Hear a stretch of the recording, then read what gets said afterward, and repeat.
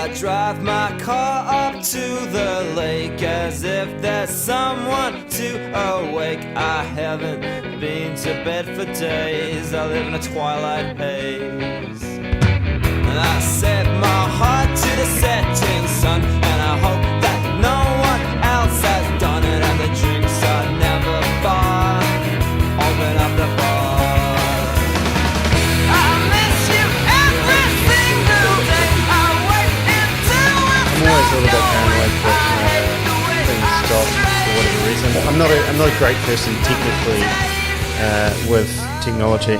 Really? I mean, your setup looks incredible. Wow, my voice is... There's a baritone here. Hello. Yeah, so just kind of talk into the microphone and we'll be all right. So, Mr. G, welcome to our podcast. Now, you tell me a little bit about your history, how you got into waste management, and like what sort of areas of expertise you have, and just give us a little brief rundown of the history. Cool. I'll start from the beginning, so you have some context. So back in 2015, I was in Cambodia and had a friend ask if I could sponsor, support this trash pickup that they were doing. Oh, right. So I used to build, clip and climbs around the world. So these are auto belay climbing gyms. Yes. The one in Christchurch was actually the first one. And I went to Cambodia to build one, and then went for the Princess of Kuwait, and Bangkok, and Bangalore, and that was a great job. So that's actually where I made my money. And then that is clip and climb. Clip and climb. Oh, wow. The one here, which is I now know clip and climb. part of the Y now. Yep. So I wasn't really thinking much about the planet or people. Yes, because I'm very much a people person. Yeah. But after seeing the sort of waste that was going on in Cambodia, plastic was just sort of introduced in the last 50, 40 years over there. Mm-hmm. And they don't have facilities. Well, actually, much like New Zealand, they don't have enough facilities to deal with it. Yeah. And after seeing that, it sort of opened up my mind, because we went there also to do a bit of advocacy. So when you're doing trash pickups, you're talking to some of the locals that were living in the slums. And they said, "Look, I don't care about separating my trash or recycling. Man, I'm just trying to feed my kids." Mm-hmm. And that was really intense to sort of be in while we were doing that experience. And so I was actually running I had a marketing agency. I was helping Krispy Kreme open, launch in Cambodia, Disney, Under Armour, all these companies there. Yep. And just fueling more consumerism, really. Yeah. And that was a big wake-up call. And so I shifted more and more into that waste sector. And the big one for us was during the water festival, which is like where they do the dragon boat racing on the Mekong. Mm-hmm. And for 3 nights, there was rubbish all along the riverbanks.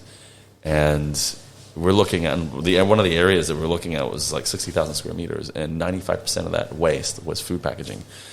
And we didn't want to come in with the sort of expat hero mentality and say, "Oh, this is what you got to do," and whatnot. And the photos of this went viral because the city waste company was actually sweeping all the rubbish into the Mekong, and they were doing this every single year. And that year, one in 2016, that went viral, and it was a very shameful moment for the country. And so we looked at it and we thought, hey, it's food packaging. How do we want to approach this? Do we want to run, I don't know, like Cambodia's biggest food festival just as a social experiment to see what we can do? And instead of just coming in as consultants and saying, this is what you should do, let's actually just run a bunch of experiments, and then we'll have some better recommendations. And so that following year in 2017, we did just that. We had about 12,000 people in the space of about 8 hours come through. We had some experiments, for example. So what we did, we actually did what you call like a waste-centric journey. So we just put up a really big process map of where waste is entering your waste streams. And for us, that meant from the design of the menu for all the food vendors. And there's 2 areas where packaging becomes waste, and that's where you're prepping. So you've got an imported steak. You cut it open. Okay, so it goes from packaging to waste. The other part is with your guests who are eating at their tables and chairs. Yep.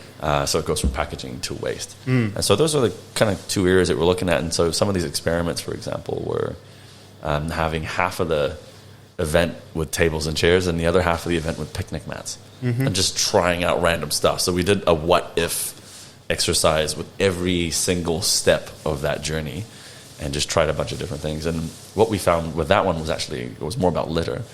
And so we found that on the picnic mats, we had over 90% less litter than on the tables and chairs, all things equal.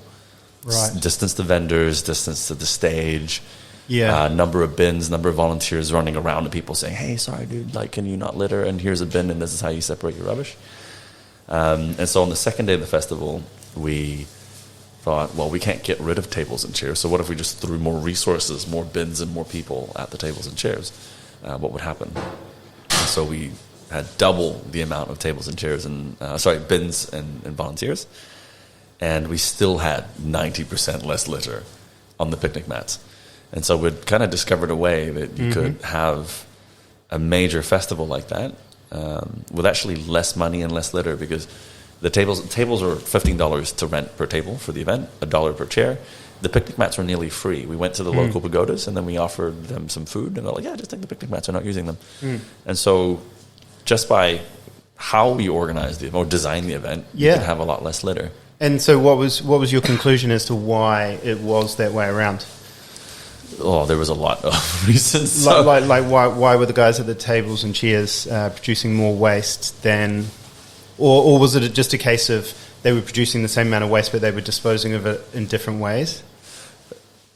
It's localized behavior. Yeah. So on the tables and chairs, they're expected to be served. Yeah. And so they just leave it there. They just think, oh, someone's going to pick it up.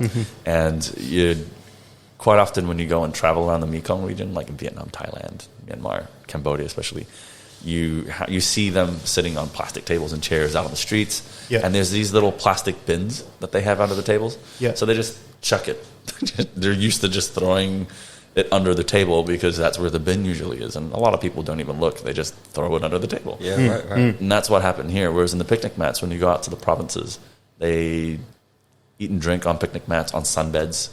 If you go to Angkor Wat, you'll see all along the outside, the restaurants and the places where they eat, it's all picnic mats. And so they're quite used to packing it up and then taking it with them. Yep. But then you have a second problem. Then you're contaminating potential recycling. I see. Yeah, but that's another thing. So Yeah. But this was the beginning, and you learned some valuable lessons from that. And you still, they're still relevant, those types of things? Like it is, that to me sounds like it wasn't a logistics problem or not having enough people, not having enough rubbish bins or anything, but it was something to do with a mindset that the people had. The mindset and working around the behavior. Yeah. In the end, we were able to reduce the litter at those water festivals by 90% after 3 years. We were thinking, this is going to be a 5, maybe 10-year thing. Yep. Wow. But with... That's quite a quick turnaround in the cultural mindset. 100%. The mindset didn't change. It was designing around the mindset. I see. Because we didn't want the litter. So Yeah. there were the three... We have like the 3 Ps that we used, at the company, and that's to deal with people, processes, and your physical and digital infrastructure and tools. And so there was constant campaigning before the event. There was suggestions to... Because you have like 200,000 people rocking up to this festival along the river, and what happened was that the bins would get really full, and then because it's styrofoam and plastic packaging, it overfills the bins. Plastic is very light and blows away, and then suddenly it's all over the ground, and they couldn't get the rubbish out because there were so many people. Yeah. They don't follow road rules very well over there. Right. And so you just have hundreds of thousands of people just like on the streets. So because they couldn't get the rubbish out and it was all over the place, people just thought, you just continue littering then. Yeah, that's right. Broken window theory, right? Yeah, totally. Yeah. So there were a few suggestions that they had that really sort of turned things around. Cool. And then, Milton? But originally with the picnic mats, you got a whole bunch of people running around and saying, do this with your waste, and all these rubbish tins all over the show, and really funneling the mindset. Yeah, we had about 60 volunteers at that first event. All they did was manage waste. Yeah, like weighing it, talking to people. We had 2 different research teams. One that was going out and speaking to people and just asking them questions around waste, like, do you separate at home, and what do you do with waste? And like 80 to 90% of people said, oh yeah, I keep it on me and I bring it home, which is absolute rubbish, because you see their actual rubbish all over the streets, which is quite interesting. And then another team that was just observing. Interesting how they would have their self-delusion. What's funny is that means that they know. Yeah. they know about it, but they're not. That's what I thought. Still not doing it. It's like, I know I'm being a little bit bad, but I won't admit it. A lack of bins is the primary issue, so you won't see public bins out there. I mean, you will out in certain parks, but it's not out in most places, which was for me quite surprising, because I've been away from Christchurch for about 12 years, and there's less bins now. That's correct. That's right. They want us to take it home. Yeah, which most people do. So I think it kind of works. Most people do. I've also seen a lot more litter on the side of the roads now than when I left. I think there must be, it's kind of like some sort of graph, and possibly there must be a point of diminishing returns. There might be a sort of a Goldilocks zone of the correct amount of bins, and maybe they've gone too far with taking too many of them away and hoping that people will, take ownership of their waste and that type of thing. But who knows? So you're back in Christchurch. You've been working for Wasteco. Things are kind of changing soon. Tell me, so from that festival, where has this kind of led you since then? Like down which areas of waste management? Is it more to do, because there's different areas of waste, right? There's industrial, there's sort of domestic waste, residential waste. Yeah. So where have you found yourself? I am upstream, so right at the very start. You'll see that there are kind of like 2 trains of thought. You've got ones there's people on my side which are design thinkers and say, well, do you need this packaging? Do you need this? Do you need that? And design that out before it even enters into the waste stream. And that means you're not spending money on resources. So that's an optimal approach. In my view. Yeah. Sounds optimal. And that'll be appropriate for a lot of circumstances. Yeah. For others, you just need this stuff. Like when you're looking at healthcare. Yes. Like you need single use, like syringes. You're not going to reuse that. No. I don't know enough about it, but I can't imagine thinking, oh man, I'm going to reuse the syringe that another guy used. Yeah, it seems unlikely. Yep. Yeah, face masks, things like that. So you can take the chemist point of view, where you don't really lose the element or the thing that you've just used. It's just material for something else. You don't ever lose the energy. You don't ever lose that molecule. It can be converted. It could be treated into something different. And so the chemist's view is that everything in landfill is a potential opportunity for something in the future.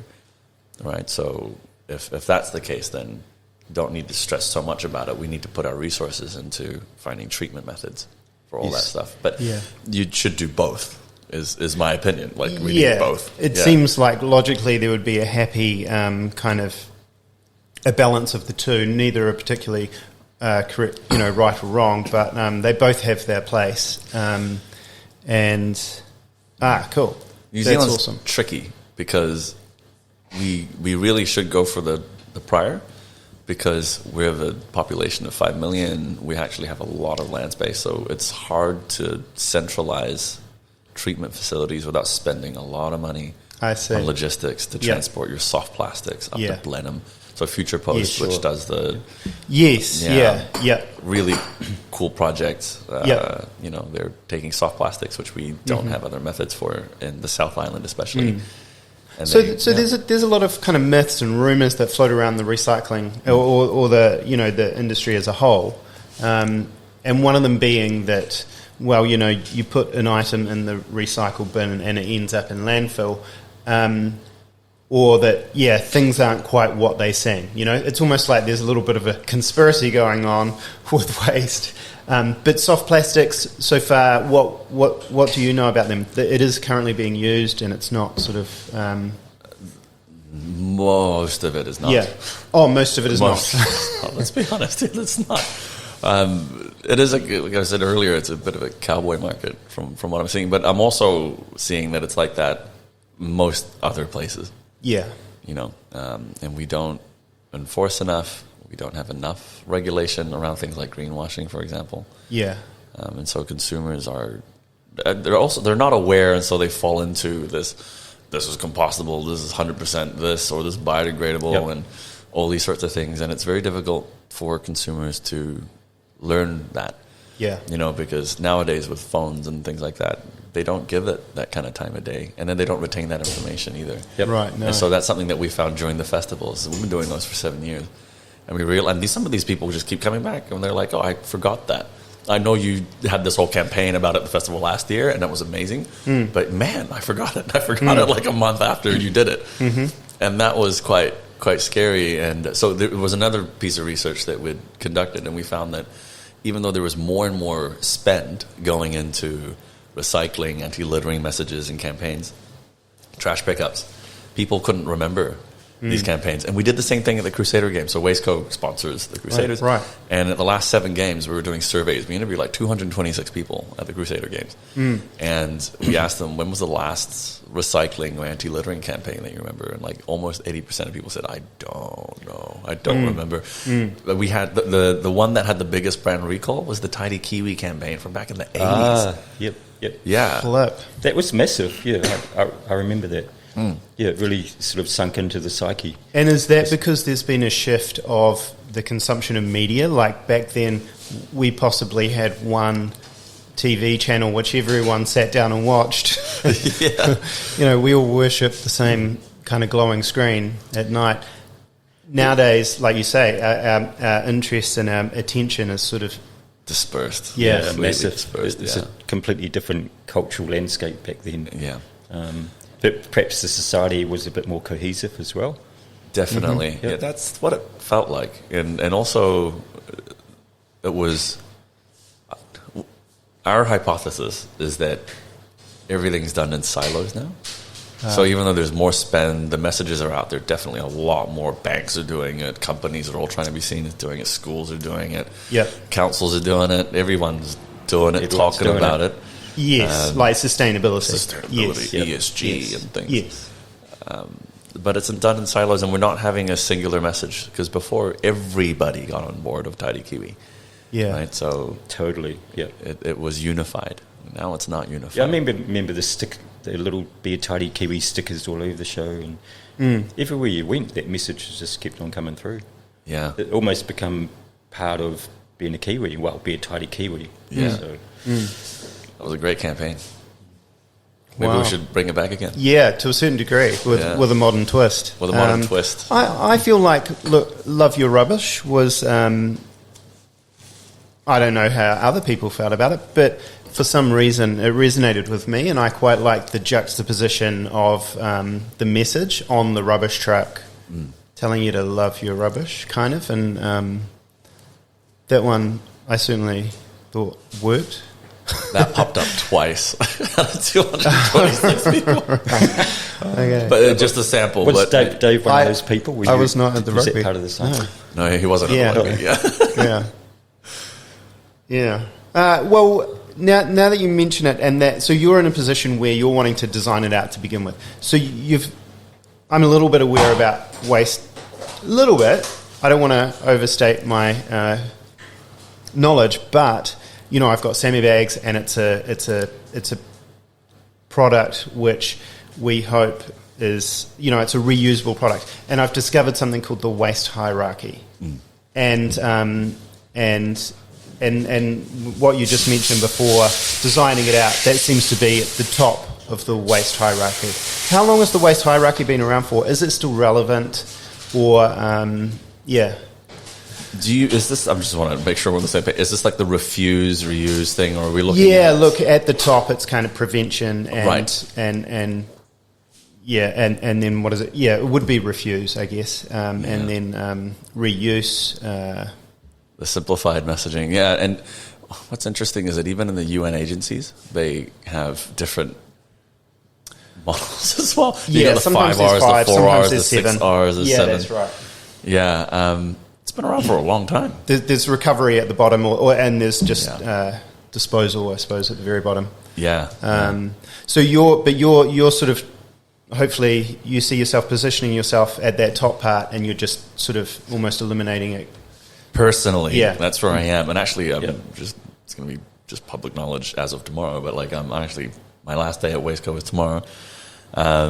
And I'll be striking out on my own, I guess, with waste minimization. So this is still very much where I am. I'll be at the very beginning of that, the top of that hierarchy, I'd say.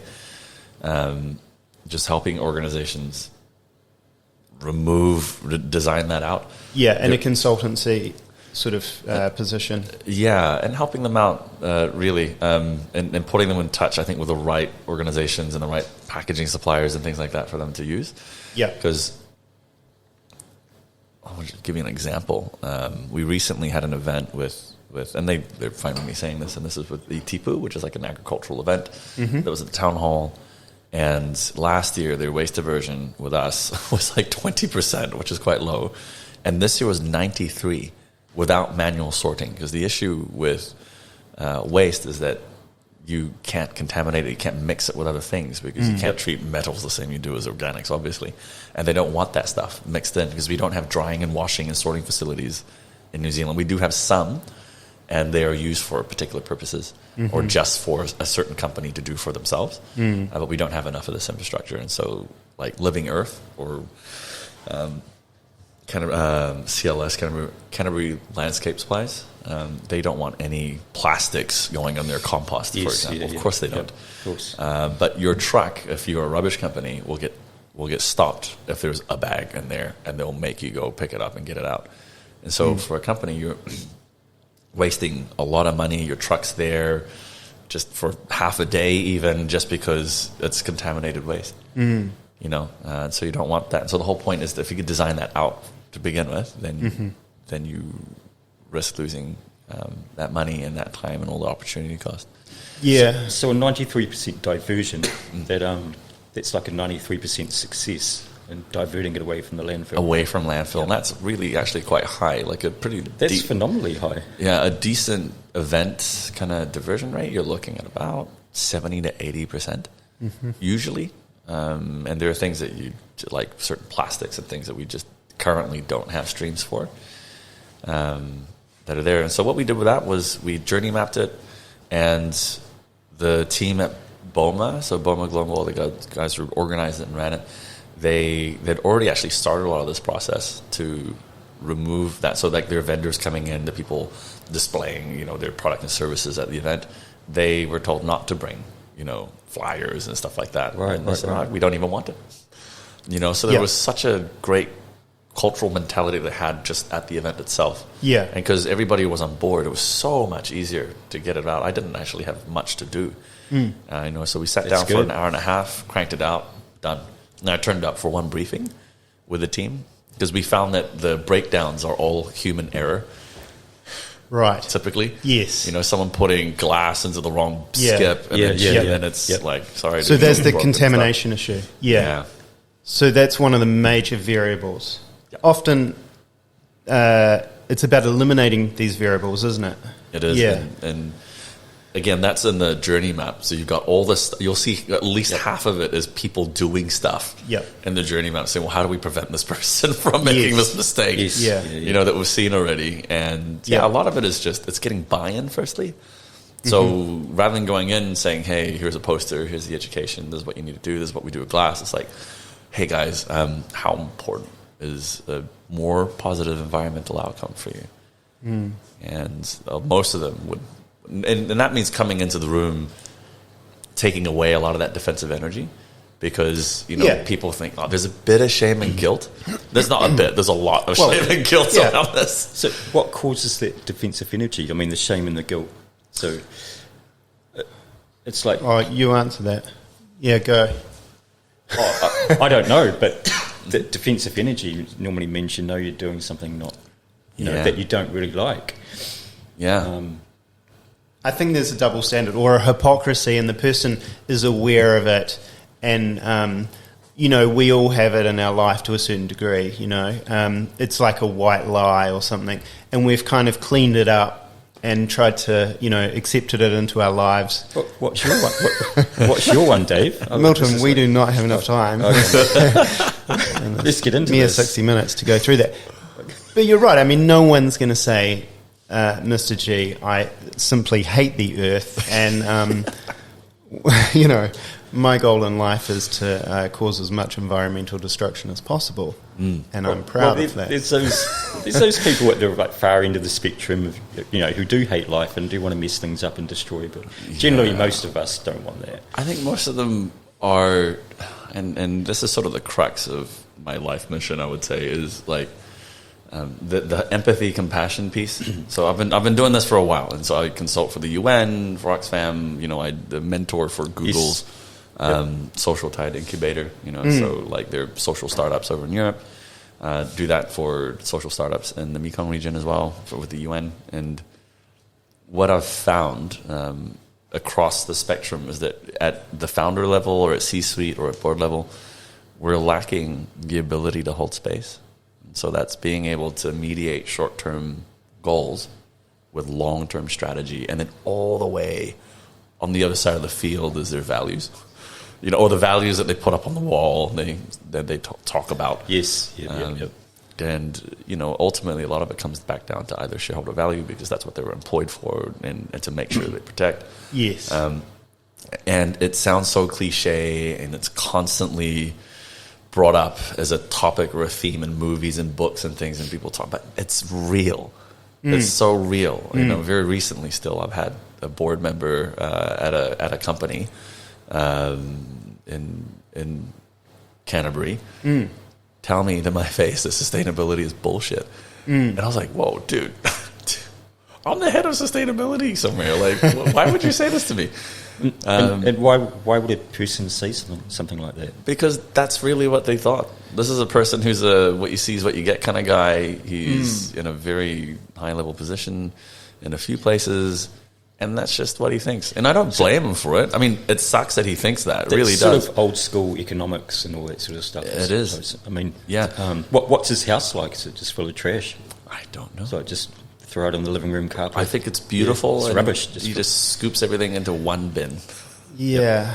Yeah. It could be a comment on the frustration maybe that he feels towards an industry that, I mean, I don't know his particular position, but if, putting myself in his shoes, and if I was to perhaps try and embody that that thought that sustainability was bullshit, it might be an expression of frustration with the fact that my soft plastics aren't going where I'm told that they should be going. Absolutely. And he's looking, because rather than look at perhaps the imbalance in our own lives and the things that we can change, it's easy to kind of point out some of the problems that exist elsewhere.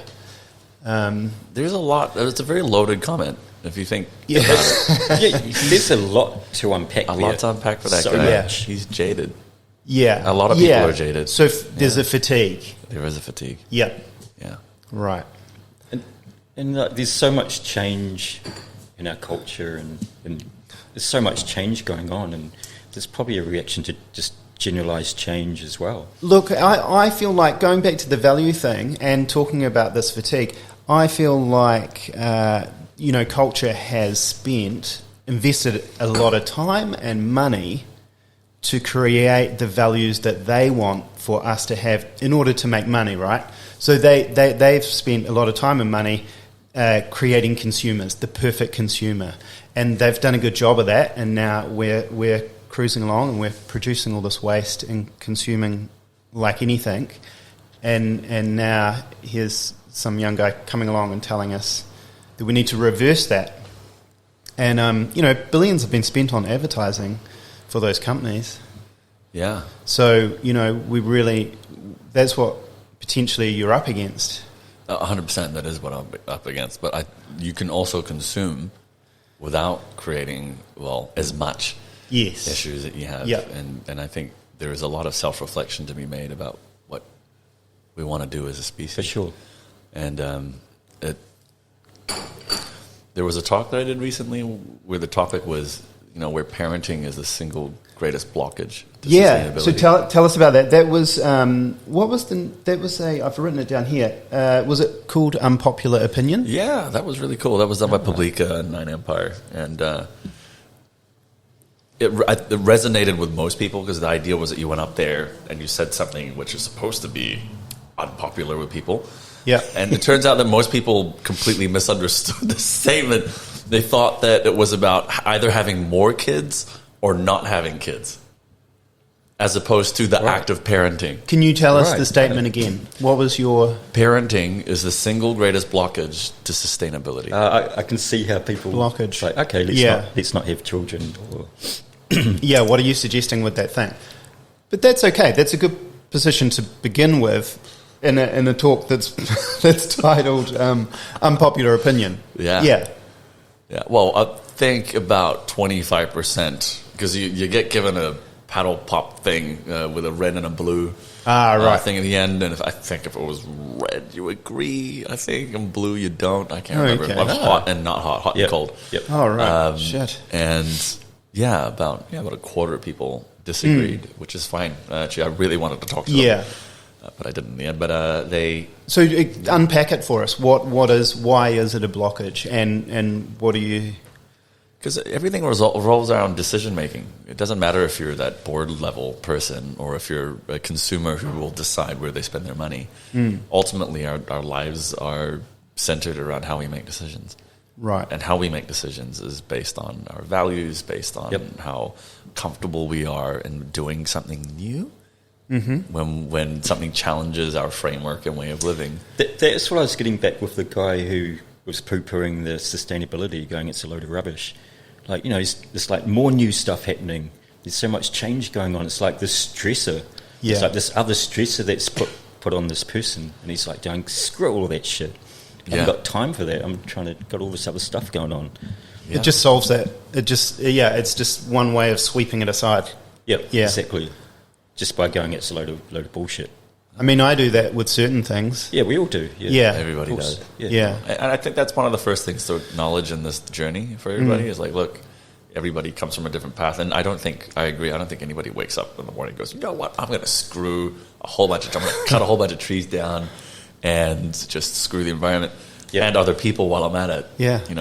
They have a mental and emotional capacity that only goes so far. Yeah. And we have less and less of that with the way we're currently living. And you think parenting or having children changes our decision-making process? Or How we parent. How we parent. Because those skills, the 21st century skills that we want to have, courage, empathy, the ability to innovate, the ability to hold space, the ability to be uncomfortable and comfortable in the uncomfortable, being outside of your comfort zone and being a genuine learning space without judging right away. Those are all taught in the first 1,000 days of life. Yeah. Right? So there's different research saying either it's in your first 7 years or it's in your first 4 years. Yes. Yeah. And you're picking that up at home. A lot of that is about looking at how your parents behave when they're stressed. It's about being able to make a mistake and your parents coming to you and saying, man, it doesn't matter. I still love you. Daddy still loves you. Mommy still loves you. It's all good. Yep. Try that out, and putting them, creating an environment where they have an opportunity to try something new, to be courageous, to talk out their feelings and go, man, Daddy, I'm really angry right now. And I don't know what to do about it. Like these sorts of conversations are not happening at homes enough, and they're not happening at schools enough. Schools want to. Some of these new teachers that we have now, these younger ones, are definitely employing some of these new techniques at schools, and I'm seeing it myself here, and I love it. I'm like, wow, but they need more support. They need more funding from what I'm seeing. Yeah. They need more, and even just in society. So I was at the Light Festival, Ferrymead. One of my kids just chucked the biggest tantrum, but it was like his bedtime, but he wanted to see the lights. Yep. And man, I just had people rolling their eyes at us. The judgment that we felt. Can you imagine, being at a supermarket, there's a crying kid. Yeah, for sure. You're not getting it's okay, don't worry. You're getting like eye rolling and I don't want to be a parent and after, but you know, like you get so much of these snarky comments. So as a young parent, you're already tired. You're at a stage in your career where you're hustling. You either got a mortgage, you're trying to even save up to buy a house. You got you know, kids get sick during cold seasons. You know, we're more and more isolated from our previous nuclear family that we were part of. You know, mom's in Auckland, I'm in Christchurch now, or whatever. They need more support, but what they have is less support. We don't have as much of that as we used to have. And how do you expect the person to have the capacity to raise a child with those skills where they need, because you can't give what you don't have. So if the parent's really tired and don't have that energy, how do you expect the kid to get any of it? And then we're releasing these children into society without that TLC that we actually know that they should have. I mean, that's pretty basic, right? Like, do we want people in society horrendously basic, So, Mr. G, I see you you're touching upon another tension that exists within the waste industry, or waste, kind of the talk about it, which is the role of the individual and the role of the corporation or the industry.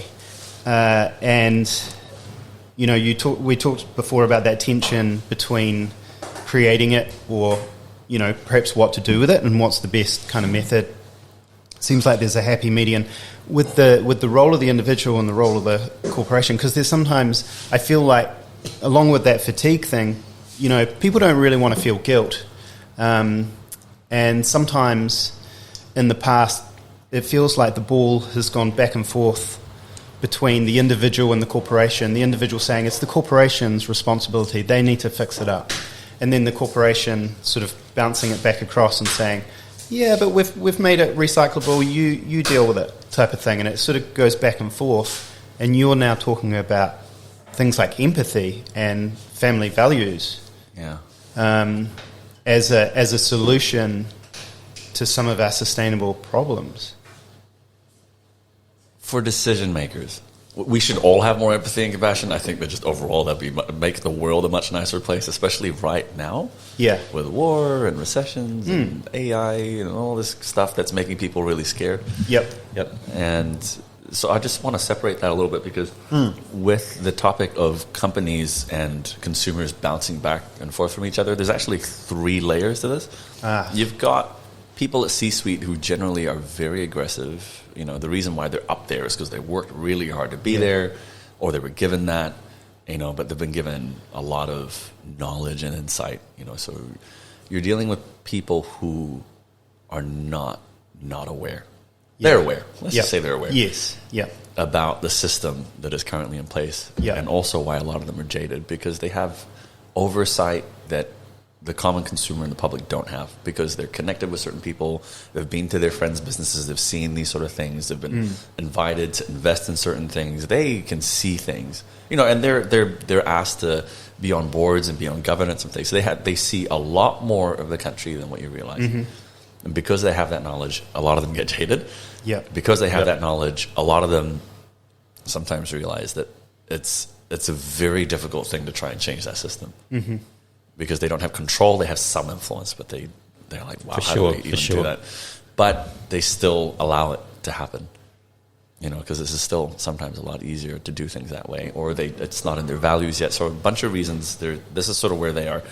And then in the middle, you've got people who are working, and that's bearing in mind our public is our workforce. Well, that's right. We are all individuals, aren't we? And the corporation is really also us. We are in these corporations. So that's right. That's the empathy thing in action, to say, well, hold on a minute. Who is that guy that's making that decision? Well, it's Greg. I know him. You know, like, and you know, we're in New Zealand. It's not like we're so separated from each other. Let's be honest here. The guy who's making those decisions or is working at that company is down the street from where we are. You know, and the guy who is working at council is just over there. And we all know each other. We send our kids to the same places. We bump into each other at Hagley Park or whatever. You know? So the thing is, a lot of these people are working on programs and initiatives that are stepping stones to, you know, recycling. is most of the time downcycling, because you need virgin plastics to come into a lot of those recycled products in order to keep the structural integrity of a plastic bag, for example. Right, but that's another thing entirely. Right. But the thing is, they're still saying, hey, this is better than sending it all to landfill. Yes. But in order for us to do this, you as a consumer who's part of our base has to help us by separating your rubbish. Yeah. And that's where they're coming from. They're coming from a place of love. A genuine like, hey, oh my God, we finally figured out. This is step one in helping us get a better environmental outcome. Yeah. Can we ask you as the consumer to do this? And that's all they're thinking. And then from the consumer, it's like, oh, okay, we just got to do this. And it's a singular message, recycle. Right. Right. And currently recycling is sort of, it appears to have hit a bit of a brick wall in its popularity, and there's a bit of truth coming out about that and how it can be sometimes more resource intense than getting a virgin product, potentially. It's true, yeah. Yeah. We're bailing it and sending it overseas, most of it. Our metals, not done here. Yeah. Our plastics, most of it's not down here. Tires are now slowly being sorted out here. In terms of the stewardship programs, tires are happening this year. But most of it is being burnt. Most of it is being stockpiled. A lot of it is also being baled and sent to India. Is that a problem unique to New Zealand, given our geographical location? No, a lot of countries are doing this. Right, okay. Yeah, they're sending it back and forth. Everyone's kicking the can into someone else's yard. Right. Except New Zealand. We're just receiving it and either keeping it or trying to send some of it back, or burning it, or chucking it into landfill. Yeah. So was there anything more you were going to say about the 3 layers of the... Because I kind of distracted you, perhaps. Oh, no. Just firstly to say, hey, there is... Because people think it's consumers versus businesses. Right. And the two insights is, within the business, you've got people who really are making a lot of the decisions. Yes. And to give them any attention... To get their attention is to not buy from them, unfortunately. Yeah. And this is why I shifted away from consulting for these big companies, because I thought, man, what am I doing? Right. And they're not going to change. I did empathy training for, like the Big Four and all these guys. Yeah. Their boards never turned up. Nobody at C-suite ever cared. It was just like, our senior management will go. And it became a double-edged sword for them, because when you do this kind of training, you realize, hold on a minute. Where's the empathy for me? I'm expected to have empathy for my team and get everybody feel together and be, it's all DEI now, diversity, equity, inclusion. And then you go, well, hold on, why? Well, the policies internally aren't changing. Or I'm part of a project which is shutting down hundreds of jobs in my own town and shifting it to India. Well, where does our values fit in projects like this? Yeah.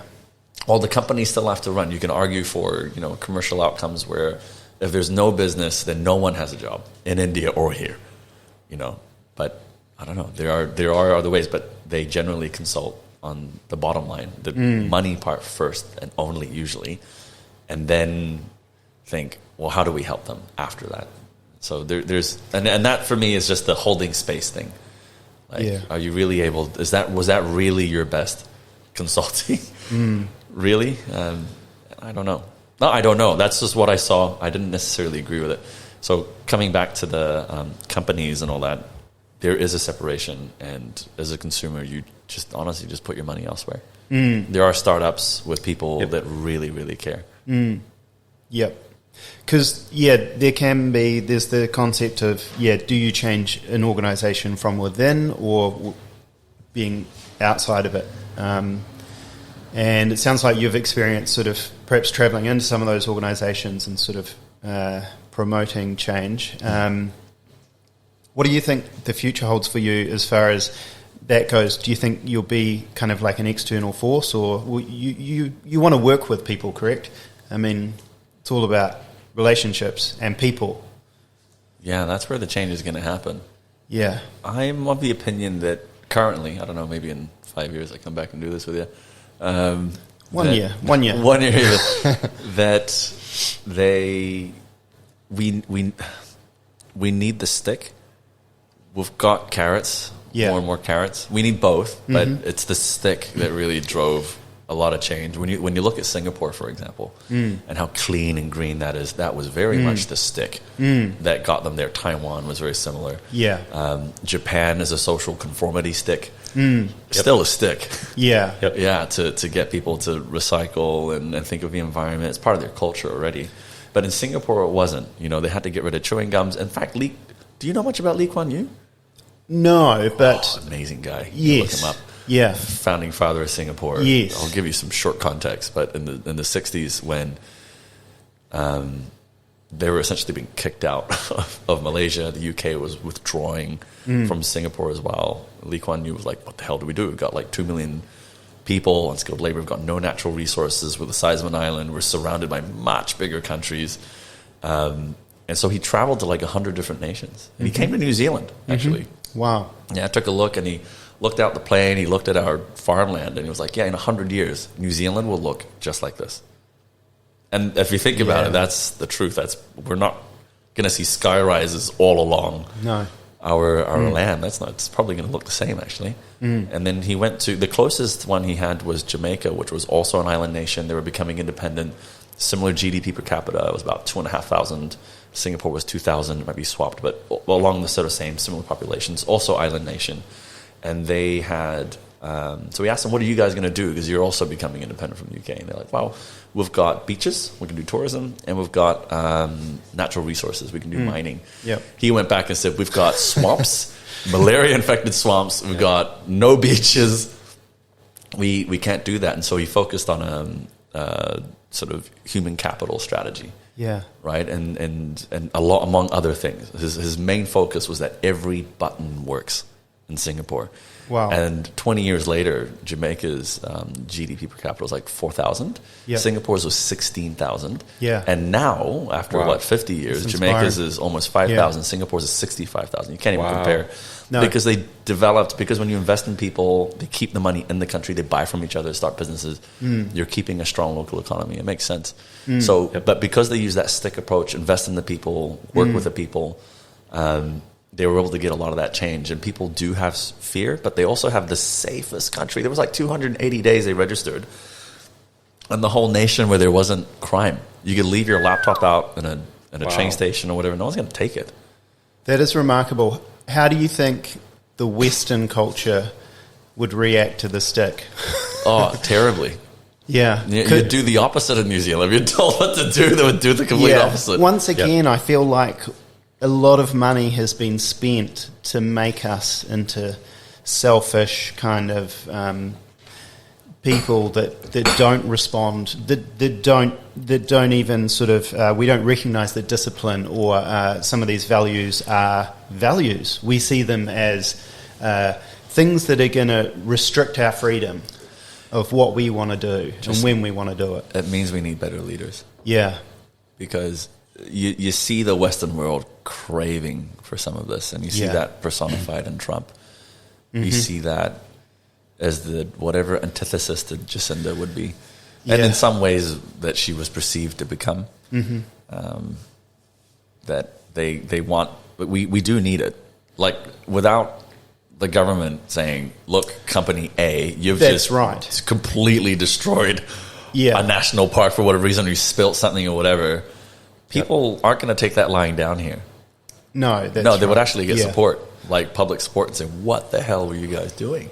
But we need leadership to say, "No, that's important for us," and to invest in that, because most of what we enjoy in New Zealand, our money comes from our premium brand. You look at Frontier, look, all the biggest companies that are exporting based on New Zealand's brand. We're not selling at the lowest price. That's not what our strategy overseas. Tourism, it's not because we're cheap and you come here for, I don't know, sex tourism. This is not what New Zealand's about. It's complete opposite of that. You come here for the mountains, you come here for the rivers and the sea and the culture and the great food that we have. So if we're not protecting that, we're doing everything wrong. Yeah, that's right. Yeah, politics is a part of it. Regulation is a part of it. I think when we talk about things like greenwashing, currently, and greenwashing is essentially a business perhaps making a claim about a product that isn't true. So we have advertising, we have laws in regards to advertising. You can't I can't sell a coffee to someone and tell them it's going to make them younger. I don't think. And, so there are limits, and greenwashing appears to have sort of, is it still kind of slipping through the cracks? And slipping through. Oh man, you're understating that. Okay. It is cool. A flood. It is happening so much. Yeah. It's quite shocking, actually, how much. Classic of it is example is like a biodegradable. Yeah. Yeah. Or commercially compostable. Would that be a good example? Or commercially compostable is actually okay, because probably a good definition. Yeah, because you're telling people that this won't be able to compost when you're at home. Yeah. Okay. And I think that really talks about PLA, for example. Yes. Which is used in.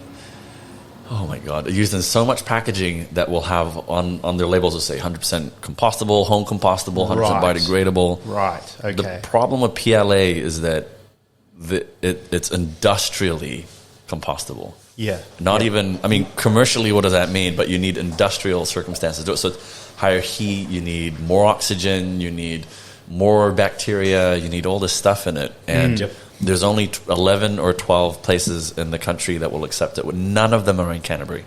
Yeah. And here we are chucking it into the green bin. And we're telling people about, there's so much greenwashing. And one of the best ways to see if your product is PLA, if you take, I don't know, like one of those trays that you put your chips in, or boxes or burgers, you just get a coin or a knife and you just shave away the cardboard or the paper part, and you'll see the lining. Yes. That's there, and that's your PLA. And that requires an industrial setting to compost. For sure. So all the millions, and it's millions and millions and millions of pieces of PLA is sitting in our landfill, is sitting in our compost, in our home compost, because people are under the wrong impression, are sitting, honestly, sitting probably at Living Earth and CLS. They don't want it.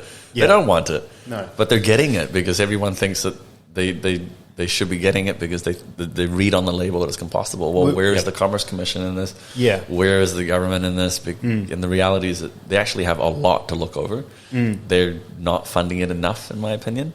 Yeah. But my understanding is that now they actually are addressing that with some new legislation. But that's, at least the law will be in place, but they still need to put people behind it. They've got to start chasing after this and say, dude, that's not okay. And where's your research? Where's your paperwork backing that this is not PLA, or that this is actually home compostable? Yeah. That one's definitely been sold to the consumer as. And look, is that a step in the right direction? Like, was it a step that needed to be taken, PLA? And is there a step after it which will follow? Is it a case of kind of innovation, slow, I believe so. And this is the issue with anything tech or innovation related items, because it develops complacency. Right. The way that things are marketed, especially with startups that might have a new shiny thing, is that they get given a lot of attention, and they do need it. They need help. To say, hey, we're going to keep doing R&D. We've got this potentially great solution, but we need scale, or else we're never going to be able to compete with other non-sustainable or completely unsustainable packaging or products. But what happens is, I'll give you an example. So, as a sustainability person, people are like, what about those worms that eat plastic? Or that bacteria that eat plastic? Oh, yeah. It's out there now. I'm like, I saw it on YouTube and the video looks great. And I'm like, yeah, dude, that's like 10 years away, at least. That's assuming that it'll arrive in New Zealand even in 10 years. Assuming that the founder doesn't leave, they get enough funding, it actually works. They didn't discover some weird byproducts that they weren't aware of. That's why it takes a decade plus to make an antibiotic. You need that time. You need the investment to work out the kinks behind it before you send it for human consumption. And what we're doing here in a lot of the cases with this agile, lean kind of methodology with startups and stuff is that you create an MVP, you go to market with it, and then it looks great, but you haven't done enough due diligence because you're just constantly racing get it to market, you know, and that's sort of oxymoron. That's the complacency factor that's developed because we market it in a way to help these guys get to market, to scale, but it's actually not a fully designed product yet. It's not it's not a great solution. We've still got our head in the how can we squeeze all of the blood out of the stone, like the profitability. How can we maximize the profitability at all costs? That still seems like that's where our head's at, even with products, environmental products.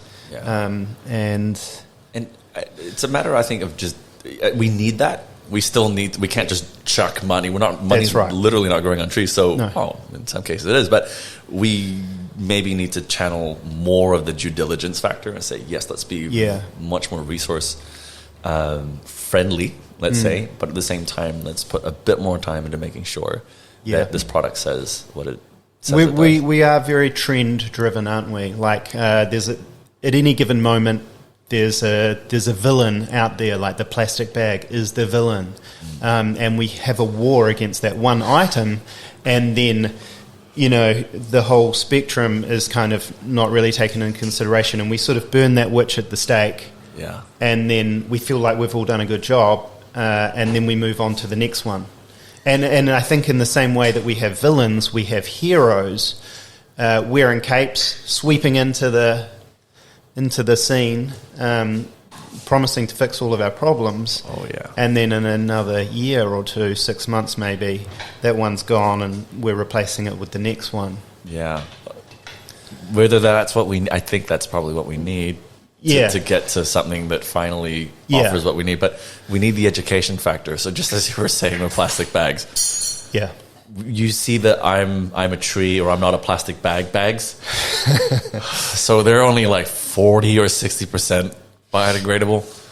And you end up with more microplastics in some cases. I mean, not in terms of volume. I don't think. I mean, there's not enough research. That's the thing. You can try and go. Even for me, I'm the head of sustainability at a waste company. And I am sometimes confused.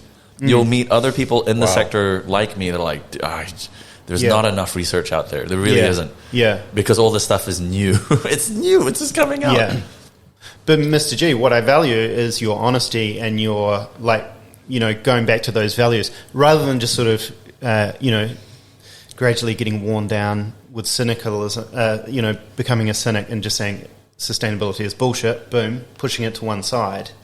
You're sort of saying, just holding those things and saying, you're dealing with the beast, the dragon, sort of looking at in its mouth and seeing what it is and trying to dismantle it. I guess so. Is that a good metaphor? That's a good metaphor. That's cool. Nah, not at all. I'll leave the poetic metaphors. Oh no, I loved it. I'll take it as a huge compliment. And that way, we need to though. And I guess a lot of it changed when I became a dad. I wanted to. Everyone's making commitments by 2030, 2050, and I was thinking, well, actually, what is my commitment? At 2030, I want to look at my kids because they're 3.5. They're going to understand by the time they're 10. What does Daddy do actually? And is he making the world a better place for you? Am I going to be able to say, no, Daddy's done all this stuff, and I want them to be proud of me. I really do. I want them to be like, man, I love my dad. He does some really great stuff, and I thought, man, that's what I want to do. So, well, what does that look like? And what kind of a father, what kind of a just person I am for the people around me. That's an extraordinary position to start off on, and I mean, some people don't even make it that far, so that's good. This has been a really cool talk. I've actually got a quote going back to the political side of things and the regulation and the role that they do play, because I can get quite cynical when it comes to political things. It's probably a lot of people can. I got a quote from RFK Jr. I don't know if he's running for president 2024 in America, and this is it's just a little snapshot. It's just a little thing, and he is a politician. But this is what he said: a true free market promotes efficiency, and efficiency means the elimination of waste, and pollution is waste. in a true free market, you can't make yourself rich without making your neighbours rich and without enriching your community. What polluters do is they make themselves rich by making everybody else poor. They raise the standards of living for themselves by lowering the quality of life for the rest of us. You show me a polluter and I'll show you a fat cat using political clout to escape the discipline of the free market and force the public to pay their production costs. That includes the cost of cleaning up after yourself, which was a lesson that we were all supposed to have learned in kindergarten.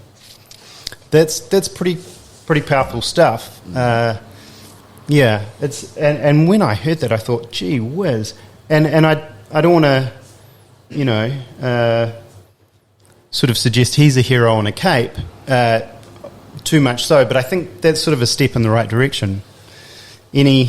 Any feedback?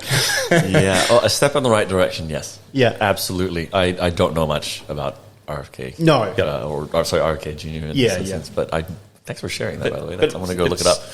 Seems to be coming from a place of empathy and community. Yeah. And this self-responsibility.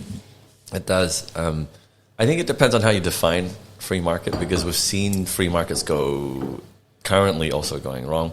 Yeah. It I would say still serves us better than the latter, which was, all the failures of communism that we saw in the last decade, last 100 years. Yep. Well, yeah, crony capitalism, obviously, and yeah. Because, the stuff about the environmental outcome aspects of that quote are what you've designed into your definition of free market. Yeah. And that's a values thing. That's saying this is what a free market for us looks like. Yes. Because a free market for the fat cat is like, I can do what I want, because that's, you said free. That's free. I'm free to do what I want. That's right. And we haven't seen that play out any other way in any other market where the capitalists, entrepreneur, whatever, they're managing risk. Yeah. They're managing risk to maximize their benefit with spending as little as possible. Yeah. Because that's the definition of business to them. The definition of business to me is that you're there to solve a problem and you get paid for it. The problem with doing business is that you're creating all these other problems while you're solving that other problem for everybody else. Yeah. And what we're trying to do in sustainability is just wind that down, all these other problems that we're reducing. But again, that's designing stuff, right? Well, where do I position, or how do I position my product or service in a way that maximizes benefit for as many people as possible? But for businesses in a free market, I don't know. We haven't seen that yet. No. Look at just the electric vehicle. Yep.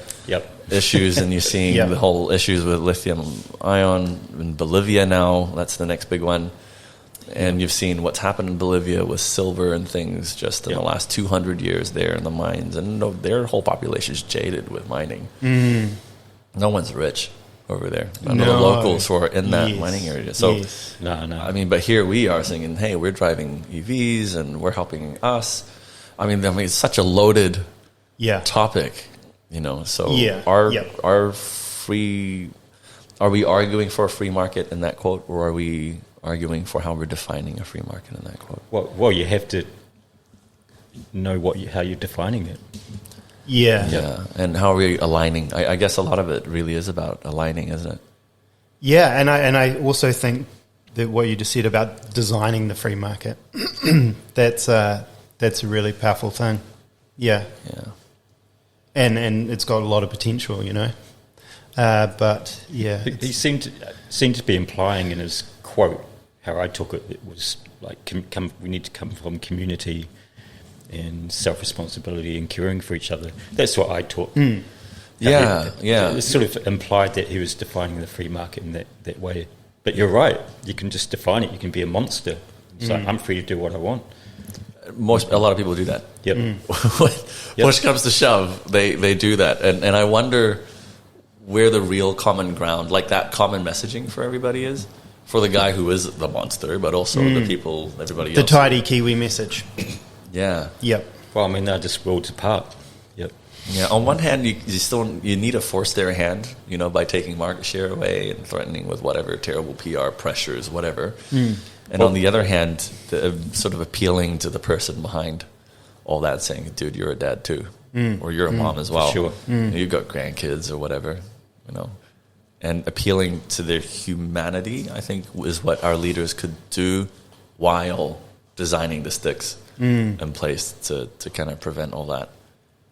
For me, it still comes down to parenting in some way. Yeah. To bring that all back. I the only totally way. see the connection. Yeah. That's where the value sets start off. Yeah, because I would imagine that quote will not resonate with the entire American market or public. You're gonna we just know it. More and more, we know that you say anything and people will feel offended. And that's going to offend a whole bunch of people out there. And that's what makes me sad. When I hear it, I'm like, God, that's great. I resonate with that completely. Completely. I love it. But as I was listening to that, I was like, man, there's got to be another million at least, or 2 or 3 or 4 million people out there that are going to, for some reason, completely disagree with that. Yeah. And how do we reach them? Because we've reached everybody else. So now, in terms of a diffusion of innovation theory, right? Like you had your early adopters, your early majority, late majority, and then your laggards. Well, how do we get the laggards on board? And usually they're forced. Yeah, usually they're forced because now everybody needs a smartphone. I'm sure you know people that for the longest time didn't want a smartphone, will never get a smartphone, but somehow now they have a smartphone because everybody now everybody needs an email. Can you imagine someone not having an email? Well, 15 years ago was actually not that uncommon to be like, I don't have an email. Yep. Yeah. Call me or whatever. So Send me a letter. It's like unheard of now. So that's the laggards getting pulled on board. Being eventually forced on. Actually, Yeah. There's I guess there is always going to be a bell curve to a certain degree of and the two extremes. I mean, in the Western Hemisphere, when the more consumers become aware of how the supply chains and how they're just destroying that forests and all this sort of ancient forests and stuff. I mean, the stick's going to be the consumers going, look, I'm just not going to buy from your shop anymore. That's what the stick is. In the free market. Yeah. So it's about consumer awareness of how much destruction is going on from the creation of viscose and rayon and all that sort of stuff. Absolutely. Yep. As we become more aware of that, and we say, look, I'm just not buying from your shop anymore, they're going to have to change. There was a study, we ran one, the empathy in the consumer market, and this was in Cambodia. We found that something like 75% of consumers were willing to spend a bit more money on a brand that they perceived to be more empathetic and compassionate, and that was in the realm of social sustainability and environmental sustainability. But only 30% or something said that they were actually willing to change brands, and that was we designed that deliberately into the survey to catch them out on this, because when asked, people are like, of course I would do it. And then later on in the survey, you get a question that challenges it a little bit more, and that figure halved. Yeah. Right. Yeah, I think there's definitely an issue there with people thinking that they want to buy New Zealand made, they want to spend, that they see the value, because it's about the value being communicated to them in the first place, and then them being willing to pay that extra for it. However, it doesn't always play out that way, because, like I say, we've just been taught so well, and we've been, we've just got so much. You know what comes up as we're talking about that? It's the idea that we're now living in an age of abundance. You look at, I'll use Singapore as an example again, because they're mostly using public transport over there because of the restrictions that they have. But it's very much a first world country. Yeah, super clean. The trains are on time. The buses are on time, and they're always upgraded. It's fantastic. Like every button works. Yeah, and they have middle to high income people using their buses, using their trains. Right, some people just choose to use that. A lot of people have cars because there still is very much as a materialistic factor to that culture. But that's designing it really well, though, Yeah. isn't it? To say that, yeah, it doesn't matter how much money, I'll use a bus. I'll bring my kids on the train or whatever. And then here in New Zealand, we're now beginning to feel like we're coming back to the area of scarcity in some way. So people will buy based on what serves their household in terms of money, because they're not earning as much. Everything is going up in price. Yep. And you're expecting consumers to move their budget elsewhere. They're like, nah, man, I've got 3 kids. I can't. I'm gonna get this. I don't care where it's from. Yeah. Because this will feed me, feed my kids. I can have some savings. Exactly. So there is and we call it value for money because we're getting more. No, yeah, exactly. But what is the point where you're just trying to survive, and that becomes your hierarchical value set, survival. Yeah, in order to have a positive environmental outcome, we do need to look after ourselves, or else the consumers aren't going to change that themselves. Yeah. They will do that if they have the means to do it. Yeah. So there's a popular thought in with the likes of Jordan Peterson and stuff like that, where they're saying, one of the best things we can do for the environment is to lift people out of poverty. Yeah. Yeah. Which, that's once again might offend a lot of people in some ways, because there's an inference that is through capitalism, and like you say, some people just don't like that. Full stop. But I agree with that statement, though. That's the truth. Yeah, I've had it face to face. I was talking to these, I was trying to encourage Cambodians living in the bottom half of that society to just separate the rubbish, and I said, what? The minimum wage there is $194 a month. They're just trying to get their kids into school. Over there in a lot of public schools, you need to pay like 25 cents a day for the teacher to complete the second half of the day. Right. It's crazy because the teachers aren't making enough. They're making like $200 something plus a month. Yeah. Wow. That's a month. People get that in a day here. Yeah. That's crazy. And how do you want to blame? Is there any blame? Is this even a blame conversation, or is it, man, okay, what do we do about it? Yeah. Because look at all the other outcomes that are happening because this person isn't getting enough. Hey, Mr. G, this has been fascinating talking with you. I've just noticed our camera has switched off. So our audio is still going. So I'll upload the whole podcast, and the majority of it will be with the picture. That's all good. But these last few minutes are just with our sweet voices. Your dulcet. I wasn't even looking at the camera. I forgot it was there. No. Hey, here's our menu, so you can choose a breakfast off of this. Oh, yeah, I'll make you breakfast. Yeah, thanks, guys. This is such a cool way of doing a podcast. Well, food, coffee, drink. Yeah, and it's just super early in the morning. We did go quite long, though. It's I've got to open the cafe in 10 minutes. So, oh, wow. Oh, good. No, it's been so interesting. Yeah, it's awesome hearing from you, and I thanks, can't wait. Mr. G. Yeah, seriously, in 6 months, a year's time, I'm going to follow you. Oh, follow you too. You guys are great hosts. Thanks, man. Gave a lot of space, and you asked really great questions that had me go, oh my God, I think this would be interesting. I wasn't even thinking about this would be interesting. It was more like, hey, this came up, and we should totally talk about it. Cool. And you created a really great space. Yeah, cool. Oh, nice one. Thank you. Cool. Thanks, man. Thank you.